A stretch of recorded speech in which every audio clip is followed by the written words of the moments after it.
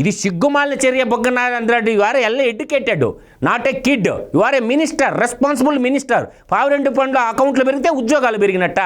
జనాభా పెరిగే కొంది ఎక్కడైనా సరే ప్రైవేట్ సెక్టార్లో కొన్ని ఉపాధులు ఉన్నప్పుడు ఏదైనా షాపుల్లోనూ చిన్న చిన్న షాపుల్లోనూ పిఎఫ్ అనేది ఉంటే వాళ్ళకి బ్యాంక్ అకౌంట్ ఉంటే బ్యాంకులో డబ్బులు పడుతుంటే వాళ్ళకి షాపుల్లో పనిచేసే వాళ్ళకి కూడా ఈరోజు 18,000 నుంచి ఒక 20,000 రూపాయలు శాలరీ ఇస్తూ ఉంటారు, లేదా 12,000 నుంచి ఉంటారు. వాళ్ళకి చేసుకుంటే లోన్లు వస్తాయి. ఏమన్నా పర్సనల్ లోన్లు తీసుకోవడానికి ESI PF as per norms ప్రకారం లేబర్ యాక్ట్ ప్రకారం కట్టాల.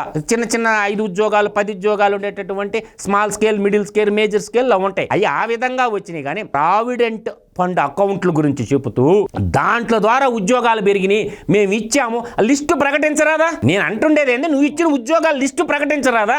నువ్వు ఎక్కిన తర్వాత వాలంటీర్ ఉద్యోగాలు ఎందుకు పెట్టుకున్నావు? సాక్షి పేపర్ కొనుక్కోవడానికి పెట్టుకున్నావు.